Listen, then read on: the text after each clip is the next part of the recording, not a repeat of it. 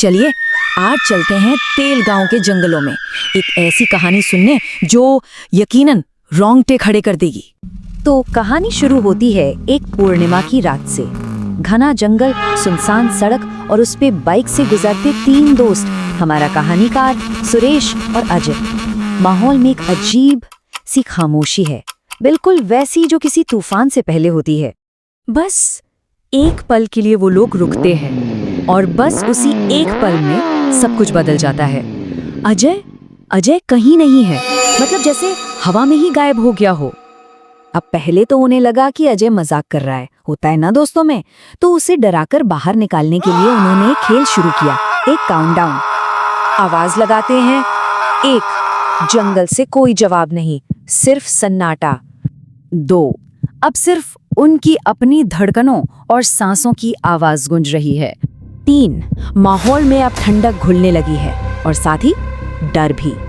4। अब ये मजाक बिल्कुल नहीं लग रहा था। सवाल बस एक ही था, अजय आखिर है कहाँ? और फिर वो आखिरी गिनती चिल्लाते हैं, 5। और तभी वो खामोशी टूटती है। हंसी की नहीं, बल्कि जंगल की गहराइयों से आती एक चीख से, अजय की चीख, मदद के लिए पुकारती हुई। बस उस चीख की दिशा में वो दोनों भागे और जंगल के बीचों बीच उन्हें मिली एक पुरानी वीरान हवेली। और यही वो जगह थी जहां सारा खौफ सिमटा हुआ था।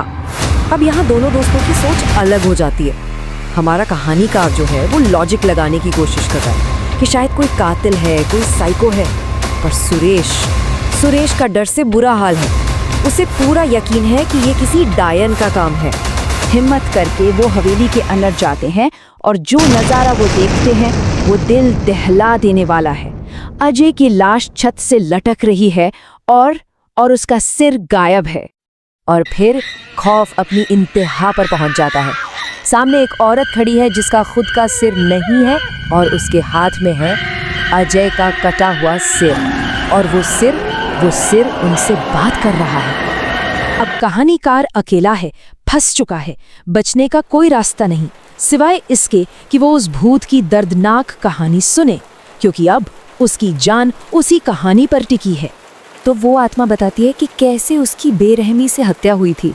उसका शरीर तो दफना दिया गया, लेकिन उसका सिर गायब था। और जब तक उसका सिर नहीं मिलता, उसकी आत्मा को मुक्ति नहीं मिल सकती, वो भटकती रहेगी।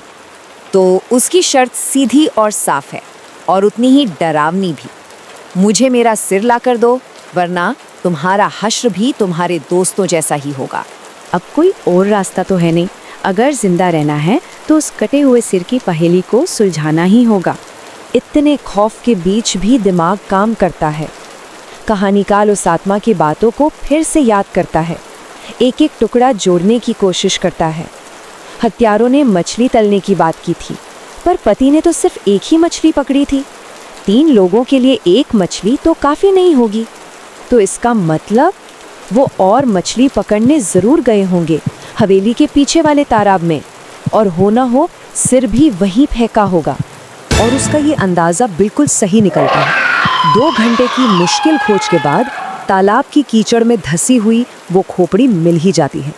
इसके बाद वो सारे अंतिम संस्कार करता है, कब्र खोदी जाती है, उस खोपड़ी को धड़ के साथ रखा जाता है और चिता को आग दी जाती है। और फिर आसमान में एक रोशनी उठती है। उस भटकती आत्मा को आखिरकार मुक्ति मिल ही जाती है। कहानीकार की जान तो बच गई, लेकिन सवाल ये है कि क्या वो खौफ सच में खत्म हुआ, या उस जंगल की उस रात की यादें जिंदगी भर उसका पीछा करती रहेंगी, क्योंकि कुछ जख्म कभी नहीं भरते।